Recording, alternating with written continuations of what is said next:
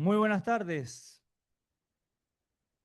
Que la gracia, la paz y el amor de nuestro Dios esté con ustedes. Antes de comenzar con la clase de esta tarde, con la enseñanza de esta tarde, quiero agradecer a Dios de todo corazón por darme la oportunidad de servirle. Si estoy aquí hoy es únicamente por su misericordia y su gracia. También le quiero agradecer a los ancianos de la congregación por darme la oportunidad de enseñar en esta tarde, así como también a los ministros de culto. Gracias por considerarme. Y también quiero agradecer a la iglesia las muestras de cariño que siempre tienen hacia mí. Siempre las atesoro en el corazón, aunque no siempre lo manifieste. Bien, abramos nuestras Biblias en el Evangelio de Mateo, capítulo 6.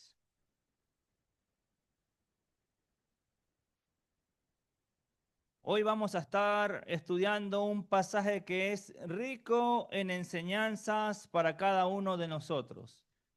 Es un pasaje extenso, está en el capítulo 6, comienza en el verso 19 y va a terminar en el versículo 34. Sin embargo, no vamos a verlo todo en esta tarde.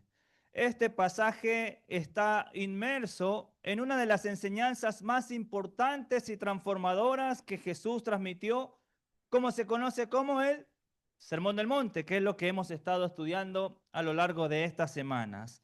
El Sermón del Monte va a comenzar en el capítulo 5, versículo 1, como ya lo han visto, capítulo 5, versículo 1, dice el capítulo 5, versículo 1, viendo la multitud, subió al monte y sentándose vinieron a él sus discípulos. Jesús va a comenzar el Sermón del Monte en el capítulo 5, versículo 1 y va a terminar en el capítulo 8, versículo 1. Cuando descendió Jesús del monte, le seguía mucha gente. Eso quiere decir que todo lo que nosotros encontramos en el capítulo 5, 6 y 7 del Evangelio de Mateo es lo que se conoce como el Sermón del Monte.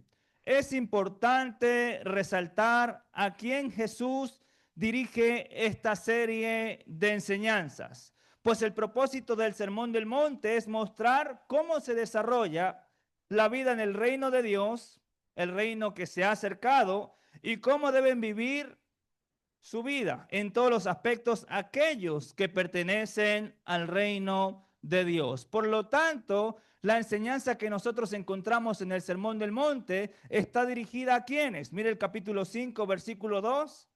Dice, viendo la multitud, subió al monte y sentándose vinieron a él quienes, sus discípulos.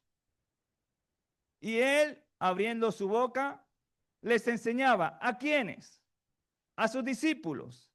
Lo que vamos a ver o lo que encontramos en el Sermón del Monte es principalmente una enseñanza que Jesús va a transmitir a sus discípulos. Eso quiere decir que en esta tarde Jesús le está hablando a usted y me está hablando a mí. Nos está hablando a cada uno de nosotros en esta hora. Jesús entiende, Jesús sabe que los gentiles, aquellos que no forman parte del reino de Dios, van a vivir de una manera distinta. Mire, por ejemplo, el capítulo 6, versículo 32. ¿Qué dice el capítulo 6, versículo 32? Jesús dice, porque los gentiles buscan estas cosas. Jesús va a hacer una diferencia entre cómo desarrollan la vida aquellos que pertenecen al reino de Dios y cómo viven aquellos gentiles que no forman parte de su pueblo. Eso quiere decir que lo que Jesús va a transmitirnos a lo largo de todas estas enseñanzas debe transformar nuestras vidas para que nosotros podamos desarrollar nuestra vida como quienes pertenecen al reino de Dios, y debe mostrarse una diferencia en la forma como desarrollamos cada uno de nosotros en todos los aspectos nuestras vidas. Amén. Muy bien. Lo que vemos en la primera parte del capítulo 6, que fue lo que estuvieron enseñando las semanas anteriores, capítulo 6, versículo 1, capítulo 6, versículo 5, capítulo 6, versículo 16, tiene que ver con cómo se debe vivir la vida los discípulos en cuanto a la piedad. ¿Se acuerdan? ¿De qué manera? Compartiendo de nuestros bienes a través de las ayudas por medio de las limonas, haciendo oración y haciendo ayuno. Lo que nosotros vamos a ver desde el versículo 19 al versículo 34 tiene que ver con el enfoque que Jesús quiere darles en cuanto a la vida de sus discípulos en relación con el afán. ¿Y por qué esto es importante? ¿Y por qué esto es necesario en nuestras vidas? ¿Por qué lo que vamos a aprender hoy va a ser tan valioso para nosotros? ¿Sabe por qué? Porque vivimos vidas total y absolutamente afanadas. Vivimos vidas aceleradas, afanadas en una constante búsqueda de tener y tener más. Por eso Jesús le va a decir en el verso 19, el principio de nuestro pasaje, no os hagáis tesoros en la tierra. Jesús sabe que muchas veces nosotros vivimos vidas afanadas, aceleradas, en una constante búsqueda de tener más. ¿Y sabe por qué? Porque creemos que nuestra estabilidad y nuestro futuro depende muchas veces de lo que tenemos o de lo que llegamos a acumular. Con conceptos e ideas que nos hacen pensar que mientras más tengamos, más asegurado puede estar nuestro futuro. Mientras más tengamos, más felices seremos. Y muchas veces camuflajeamos nuestros propios intereses con ideas como, quiero que a mis hijos tengan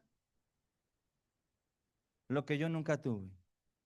Sin embargo, en este pasaje Jesús nos va a enseñar que aquellos que pertenecen al reino de Dios viven sus vidas en función del reino. Nos enseña con una negativa, no os hagáis tesoros en la tierra. Sus vidas no deben girar en torno a hacer tesoros aquí. El centro de nuestra vida no puede ser nuestros bienes, posesiones o enriquecernos en esta tierra. Jesús dice, no os hagáis tesoros en la tierra. Ahora les pregunto, ¿será que está mal tener un mejor futuro? ¿Será que está mal tener estabilidad económica? ¿Será que está mal tener una casa propia, un auto mejor?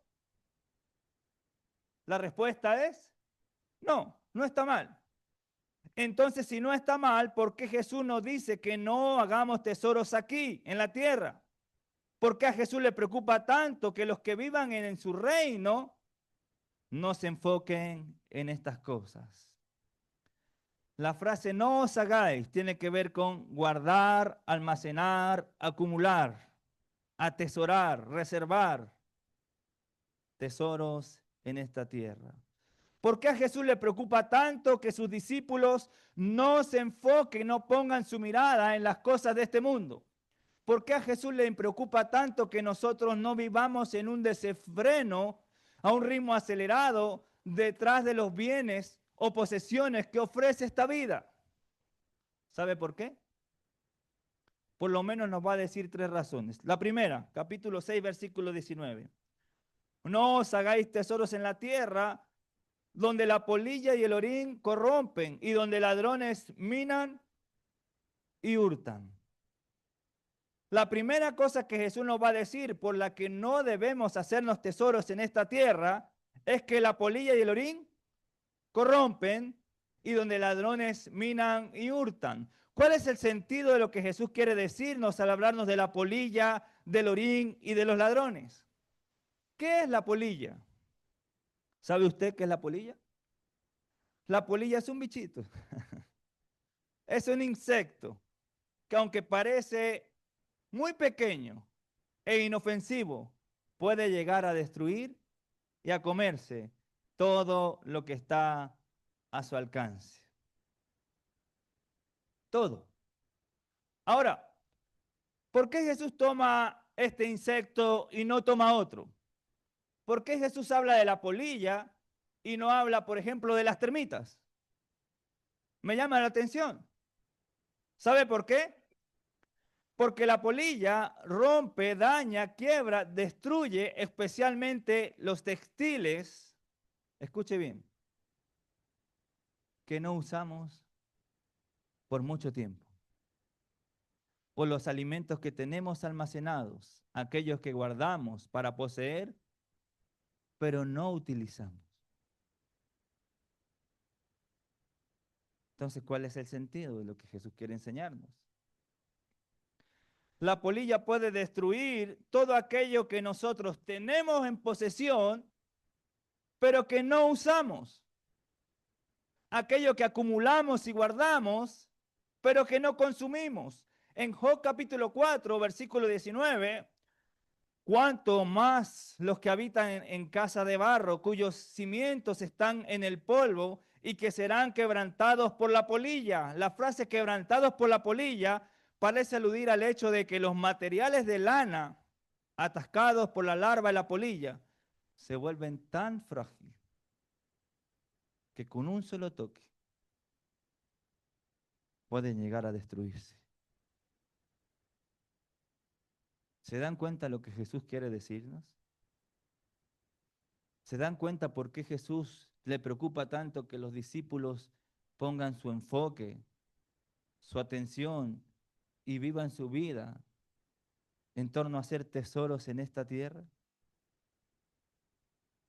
Tesoros que son momentáneos,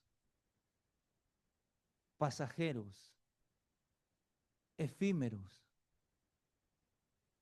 que duran tan poco que con un solo toque pueden llegar a destruirse por completo. Así son los tesoros en la tierra, frágil, pasajeros, momentáneos, duran solo un instante. El orín, ¿qué es el orín? Algunas traducciones lo mencionan como el óxido, que corrompe, destruye, daña, desvanece, al punto de llegar a hacer que algo se vuelva polvo y se desaparezca. La palabra que se usa allí para corromper en el final del versículo 19 es la misma palabra que usa Santiago en el capítulo 4, versículo 14, cuando habla acerca de la neblina.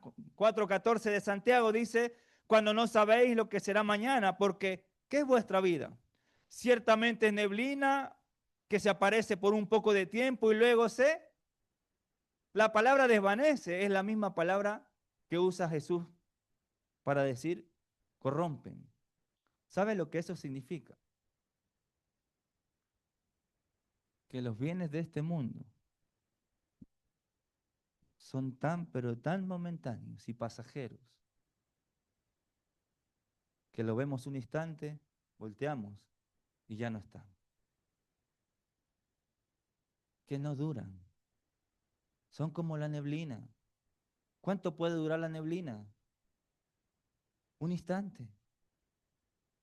Así son los bienes y los tesoros que nosotros hacemos en esta tierra. Así son las cosas que este mundo ofrece, momentáneas, duran un solo instante. Después Jesús va a hablar de los ladrones, que los ladrones minan y hurtan. La idea de minan tiene que ver con romper, destruyen con el propósito de llevárselos.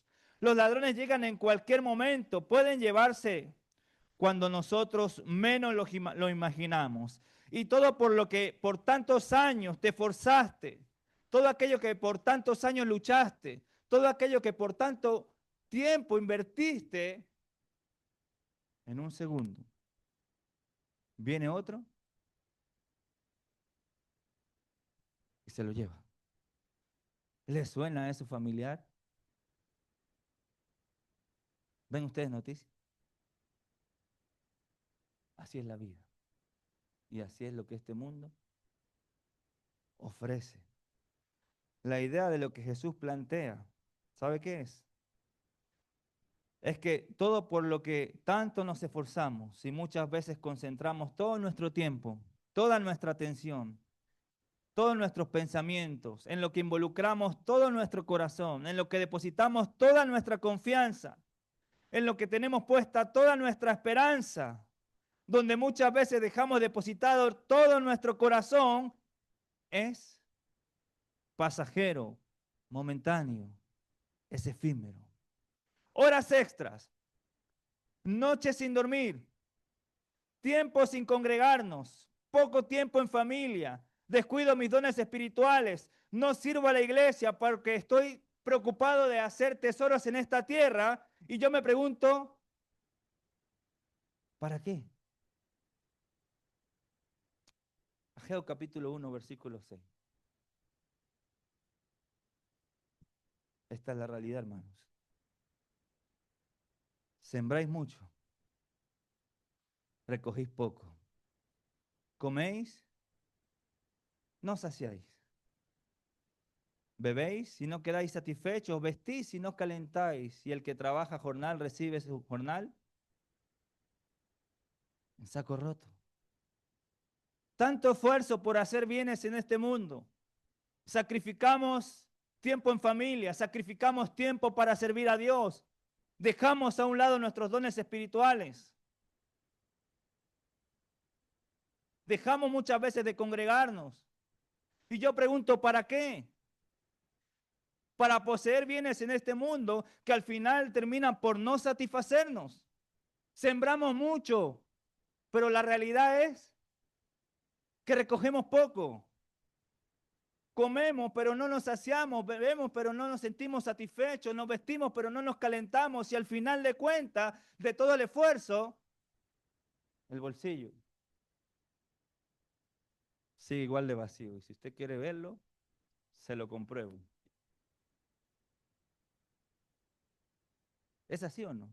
¿O estoy diciendo algo que no sea una realidad? Y si nosotros pensamos en el contexto de Ageo, no vamos a estudiar Ageo, por supuesto, pero ¿sabe qué decían ellos en Ageo? ¿Cuál era el reclamo de Dios en Ageo? Sus casas y sus bienes iban creciendo, sus casas estaban artesanadas, estaban lindas, porque se preocuparon ellos en su propia vida. Pero el templo de Dios estaba desierto, destruido. Ellos sabían que tenían que hacerlo, pero ¿sabe qué decían? Todavía no es tiempo. Aún no es tiempo. Y eso me suena a lo que nosotros decimos muchas veces. Quiero servir a Dios, pero aún no es tiempo. Tengo que dedicarme a esto porque tengo muchas cuentas que pagar.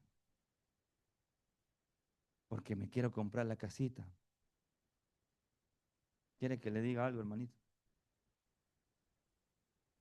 Tenemos un edificio no hecho a mano en los cielos, eterno, que nada ni nadie nos puede robar. Jesús dice, no os hagáis tesoros en la tierra, sino, estamos allí ahora en el versículo 20, esa frase sino, ese sino está marcando un claro contraste entre dos cosas totalmente opuestas y diferentes. Antes, no hagáis, ahora, versículo 20, haced, dos cosas distintas. Jesús va a decirnos en el verso 20, hagan tesoros, depositen, atesoren, tengan riquezas, pero háganlas en el lugar correcto. Háganlas en el lugar seguro. Depositen, atesoren, acumulen, pero no aquí, no en esta tierra, sino en el cielo. No pensando en esta vida, sino en lo eterno. Porque a diferencia de los tesoros que hacemos en esta tierra, estos que hacemos en el cielo, la polilla no los destruye, el óxido no los desvanece, no se corrompen con el tiempo. Los ladrones no pueden llevárselo. ¿Sabe por qué? Porque son eternos. Los tesoros en el cielo no son momentáneos, a diferencia de lo que hacemos en la tierra. Son eternos, no son pasajeros, son permanentes, no se acaban, duran para siempre.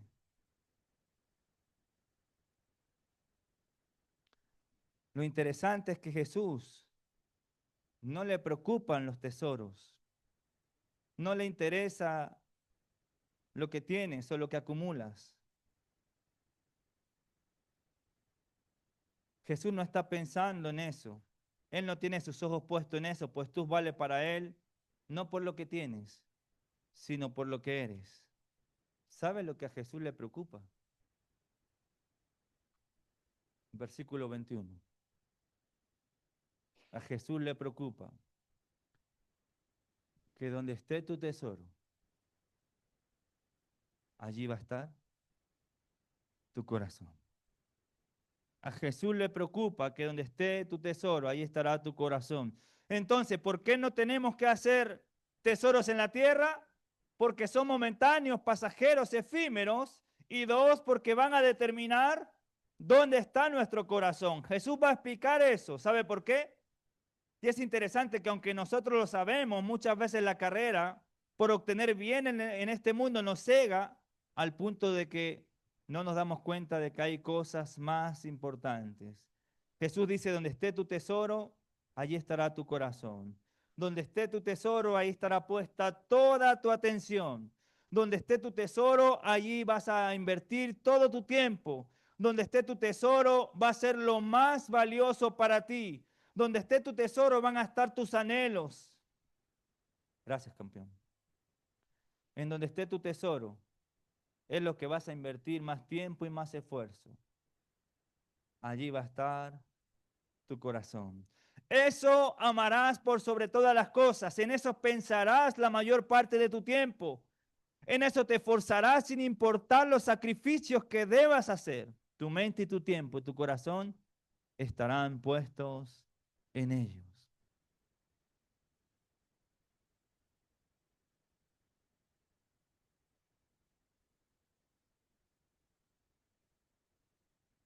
¿Es así o no?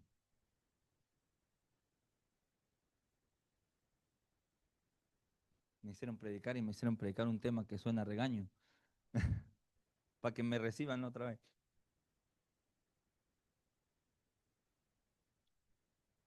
Esa es la realidad, hermano. Nos sentimos un poco resfriados el domingo, no venimos. Pero con el mismo resfriado, el lunes a las 7 de la mañana, ¿dónde están? ¿Sabe por qué? Porque ahí tenemos el corazón. Esa es la realidad. Donde esté tu tesoro,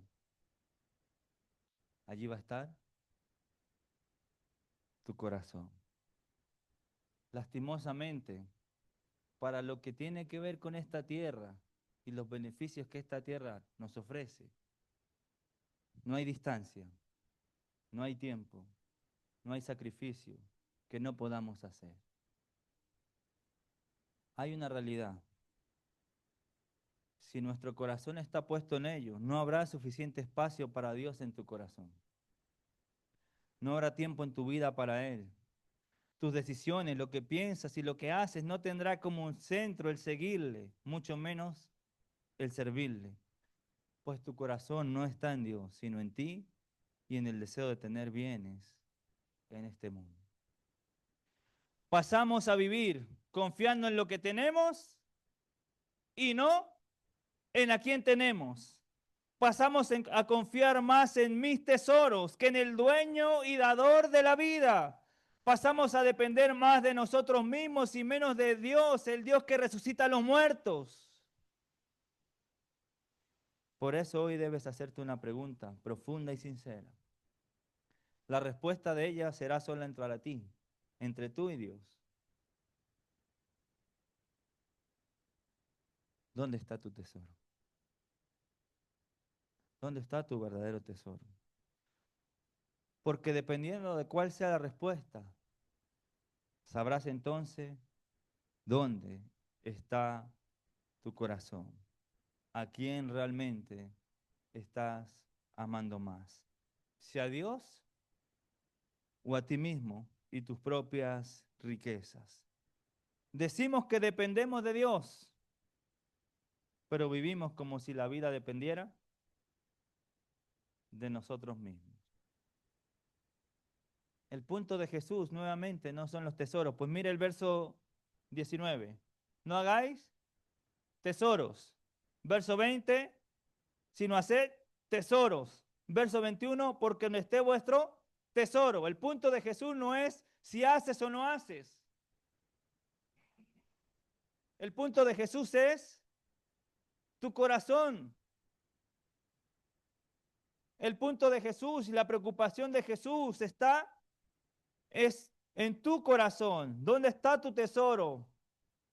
Eso va a determinar dónde realmente está tu corazón. Dios no quiere, no acepta, no desea un corazón dividido. Dios no está dispuesto a compartir su lugar con otra cosa o otra persona. ¿Alguien quiere que le amen con un corazón dividido? Nadie, ¿cierto? ¿Qué nos hace pensar que Dios sí? Dios no quiere un corazón dividido. Dios no quiere compartir el lugar que le pertenece a Él con nada que este mundo pueda ofrecernos, pues Él debe ser el único y verdadero centro de nuestras vidas. Amén. Pasemos a los versículos siguientes, versículo 22 y versículo 23.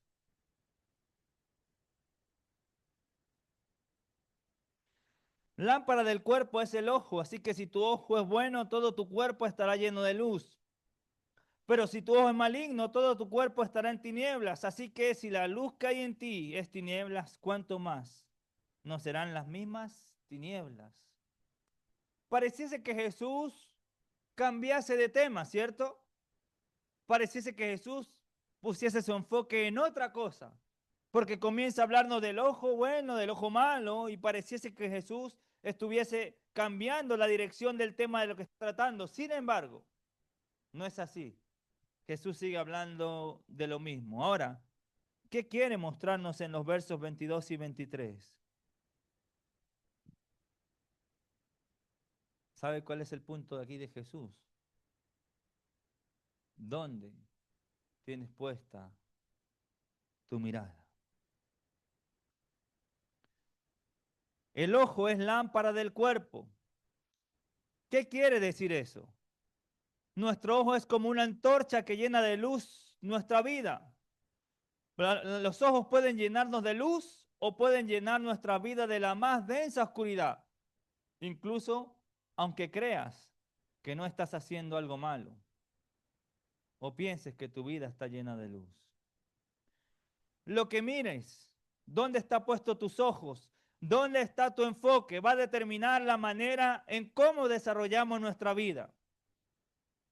Si vivimos en luz o vivimos en tinieblas. A lo largo de la escritura nosotros vemos ejemplos y textos que nos hablan de cuán importante es que tengamos mucho cuidado con lo que vemos.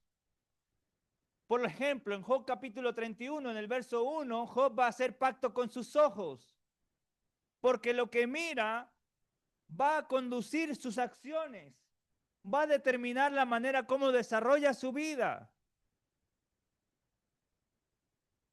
Ahora, en este pasaje, ¿qué vendría siendo tener un ojo bueno? ¿Qué vendría a ser tener un ojo maligno? Uno tiene que preguntarse eso, porque quizás usted está pensando en muchas cosas malas que podemos ver en muchas partes, pero me parece que Jesús está pensando en lo mismo. Su ojo está puesto en los tesoros de esta tierra o su ojo está puesto en los tesoros celestiales. Si su ojo está puesto en esta tierra, déjeme decirle algo, probablemente va a llevarlo a desarrollar su vida en tinieblas, aunque usted crea que lo que está haciendo no está mal. aunque usted crea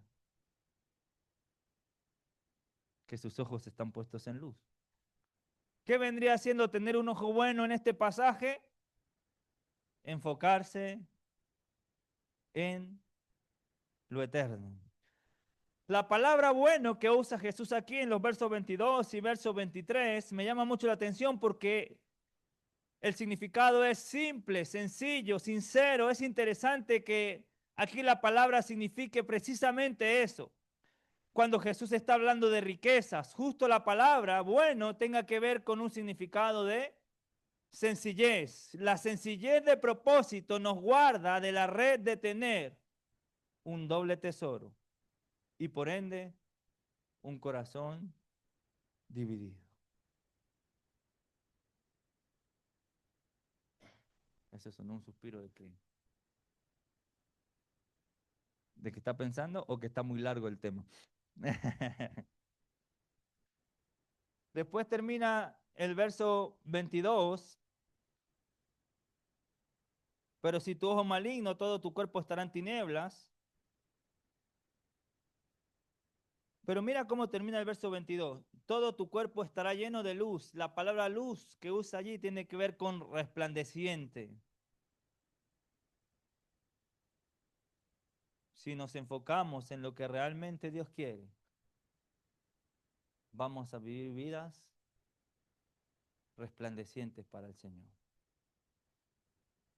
Poner nuestra mirada en la tierra o enfocar nuestros ojos en lo eterno. En 2 Corintios capítulo 4, aunque un contexto distinto, Pablo nos invita a no mirar lo que se ve, pues lo que se ve es pasajero y momentáneo, temporal, pero lo que no se ve es eterno. La pregunta para nosotros es, ¿dónde está puesta entonces nuestra mirada? Por tiempo quiero llegar al verso 24, porque me llama mucho la atención el verso 24. Ninguno puede servir a dos señores, porque o aborrece al uno y amará al otro, o estimará al uno y menospreciará al otro. No podéis servir a Dios y a las riquezas.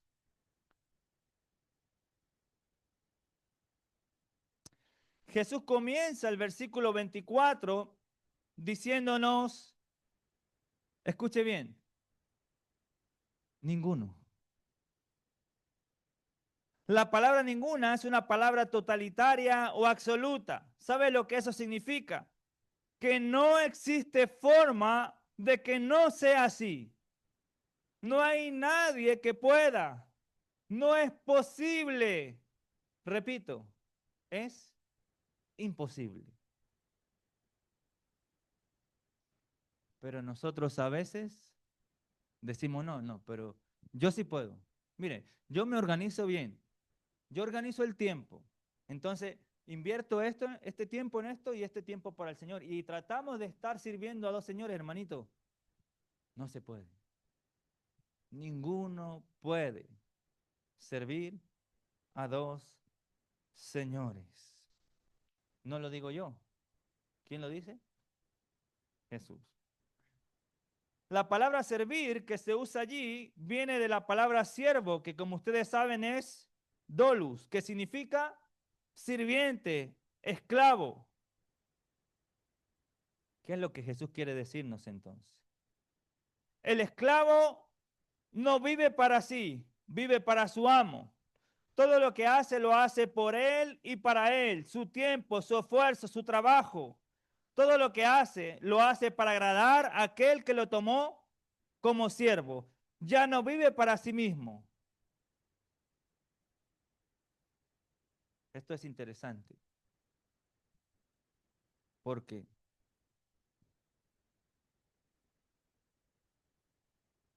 o le sirves a Dios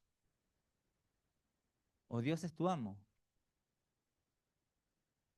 O los tesoros de esta tierra, los bienes de este mundo van a convertirse, van a convertirte en su esclavo. ¿Es así o no? Esa es la realidad. O le servimos a Dios, o sin darnos cuenta, el dinero y las posesiones de esta vida van a convertirnos en su esclavo. ¿Quién es tu amo? ¿Es Dios o es lo que este mundo te ofrece? ¿Es Dios o los bienes de este mundo? Hermanito, recuerde que el día que nosotros decidimos nacer de nuevo, Romanos capítulo 6, verso 16, ¿no sabéis que si os sometéis a alguien como esclavo para obedecerle, soy esclavo de aquel a quien obedecéis, sea del pecado para muerte o de la obediencia para justicia? Pero gracias a Dios que aunque erais esclavos del pecado, habéis desobedecido de corazón aquella forma de doctrina a la cual fuisteis entregados. Y libertados del pecado, vinisteis a ser siervos de la justicia. Recuerde que el día que decidimos nacer de nuevo, ese día voluntariamente decidimos convertirnos en siervos de Dios. Él es nuestro amo. A Él le pertenece nuestro tiempo, nuestra vida, nuestro corazón, nuestro esfuerzo, lo que somos, lo que tenemos. Todo es por Él y para Él. Ninguno puede servir a dos señores. La razón.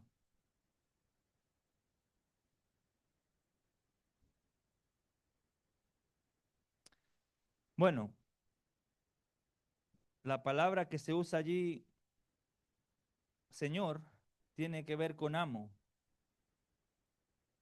Lo que Jesús está diciendo es, o Dios es tu amo, o el dinero y las riquezas y los bienes de este mundo se va a convertir en tu amo. O me sirves a mí, o le sirves a ellos. O te conviertes en mi esclavo por amor, o el dinero va a terminar esclavizando tu vida.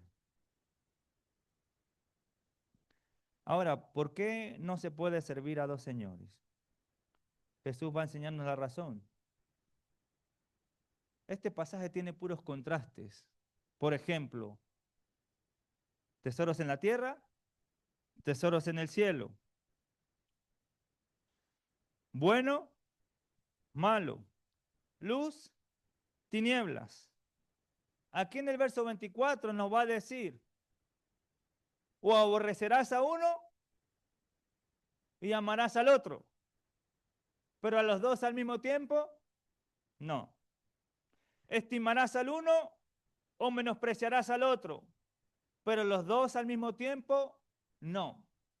¿Qué significa aborrecer? La palabra aborrecer significa amar menos. Dios quiere que nosotros amemos mucho, pero mucho, mucho menos lo que este mundo nos ofrece que lo que debemos amar a Él. ¿Se entiende eso? Jesús quiere que nosotros amemos menos los tesoros de esta vida, las riquezas. Él debe estar por encima de todo. Aborrecer, amar menos. Amar, la palabra amar tiene que ver con ágape. La palabra ágape es el amor de Dios, un amor que está dispuesto a darlo todo, un amor que está dispuesto a entregarlo todo, un amor que está dispuesto a sacrificarse. Dios quiere que nosotros estemos dispuestos a todo, a sacrificar todo, a dejar a un lado lo que tenemos, a invertir todo nuestro tiempo, nuestro esfuerzo, nuestro sudor, nuestras lágrimas en Él y en su reino. Así viven aquellos que pertenecen al reino de Dios. Pero el ejercicio a veces es, estoy dispuesto a dar todo el sudor, todo el tiempo. De hecho, esta prédica se está alargando.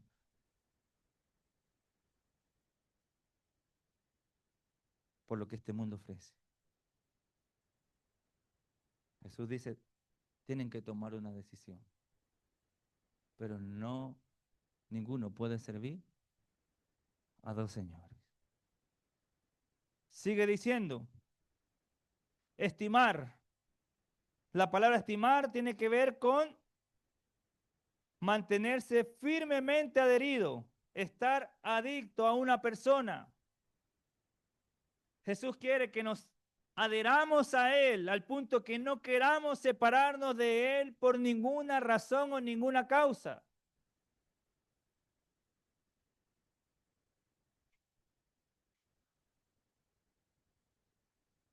Pero sí quiere que lo que este mundo nos ofrece lo tengamos en poco. Salmo 73, ¿a quién tengo en los cielos sino a ti? Y fuera de ti no deseo nada en esta tierra.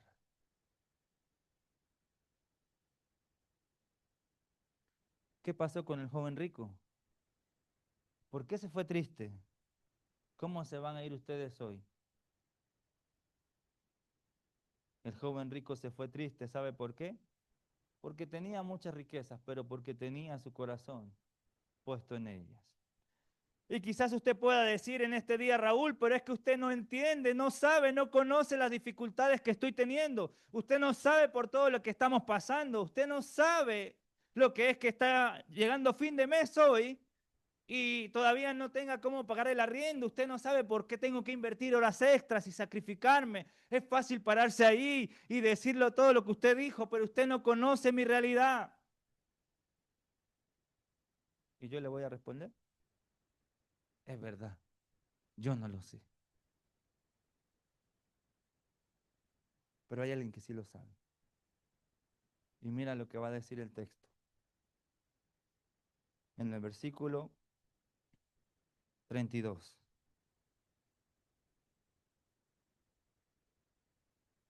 6:32. Porque los gentiles buscan estas cosas. Pero, escuche bien, hermanito lindo. Vuestro Padre Celestial sabe que tenéis necesidad de ellas. Él puede proveernos. Él puede sustentarnos. Él puede socorrernos. Pero tenemos que amarlo más a Él que todo lo que este mundo pueda ofrecernos.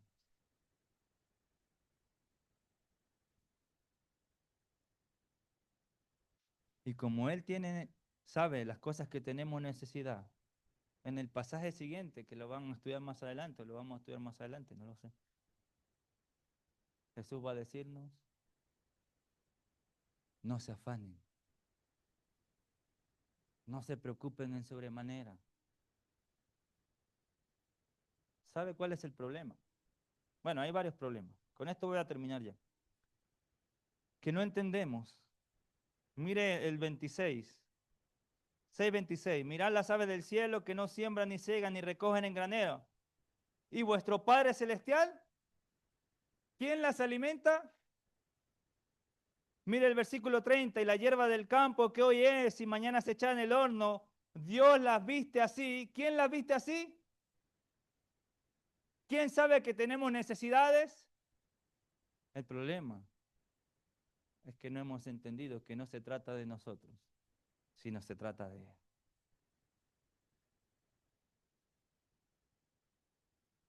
Que teniéndolo a Él, lo tenemos todo, aún no teniendo nada. Termino con esto. Filipenses capítulo 4, versículo 11. Este es uno de los principales problemas que tenemos. Filipenses 4, versículo 11. No lo digo porque tenga escasez, dice el apóstol Pablo. Pues, escuche bien, he aprendido a contentarme, sea cual sea mi situación. Y está refiriéndose a bienes de esta vida. He aprendido a contentarme, sea cual sea mi situación. Sé vivir humildemente y sé tener abundancia. En todo y por todo estoy enseñado, así para estar saciado como para tener hambre, así para tener abundancia como para padecer necesidad. Todo lo puedo en Cristo que me fortalece. El contentamiento del cristiano no está en lo que tiene, está en a quien tiene. ¿Sabe cuál es el problema? ¿Y por qué nos afanamos? Porque no estamos contentos con lo que tenemos. Siguiente pasaje. Pero gran ganancia es la piedad acompañada de contentamiento. Escuche bien. Porque nada hemos traído. Y sin duda, nada podremos sacar. Hermanito, viniste sin nada. ¿Y te vas a ir? Sin nada. Así que, teniendo sustento y abrigo, ¿cómo termina el texto? Estemos contentos con esto. Estás abrigadita, ¿cierto? ¿Comiste hoy? ¿Qué más necesitas? Estemos contentos con esto. ¿Sabe por qué? Siguiente lámina.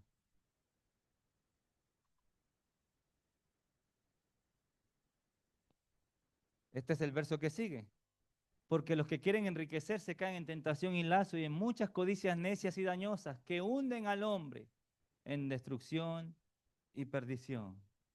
Porque la raíz de todos los males es el amor al dinero. El cual codiciando algunos se extraviaron de la fe. Hermanito, lo que Jesús está diciendo es para que usted no se extravíe de la fe. Es para que no siga codicias necias que van a terminar engañándolo. Vas a correr detrás del viento, nunca vas a estar saciado. Sembráis mucho, recogís poco. Comís y no saciáis. Fin de mes, saco roto. Y todo por lo que te afanaste, ¿para qué? Siguiente. Sean vuestras costumbres sin avaricia. Hebreos capítulo 13. ¿Contentos con lo que tenéis? Ahora.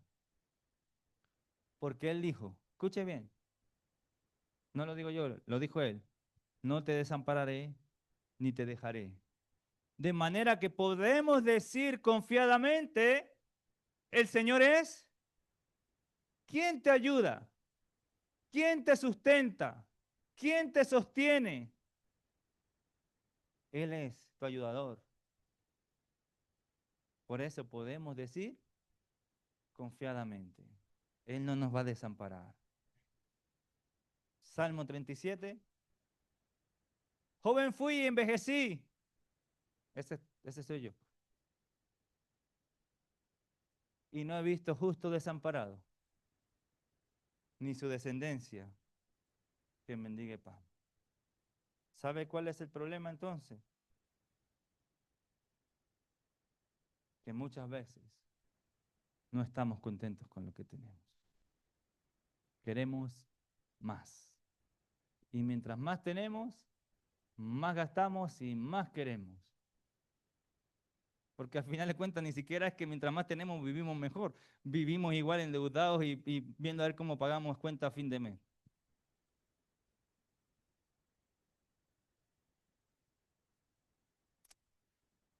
El gran problema de esto está en Mateo 6, verso 30. Y si la hierba del campo que hoy es y mañana se echa al horno, Dios la viste así, ¿no hará mucho más con vosotros, hombres de? El problema está en la poca fe. Quiero ayudarles en eso esta hora. 2 minutos. La fe viene dada ¿por qué? Por el oír la palabra de Dios, ¿cierto? Cuando pensamos en fe, pensamos en Hebreos capítulo 11, que es la certeza de lo que se espera, la convicción de lo que no se ve. Pero si nos vamos al pasaje en Hebreos 11, la fe viene dada por una promesa. Dios hizo una promesa y ellos La creyeron. ¿Sabe por qué tenemos poca fe? Porque a veces no le creemos a sus promesas. En este pasaje hay una promesa, ¿sabe cuál es?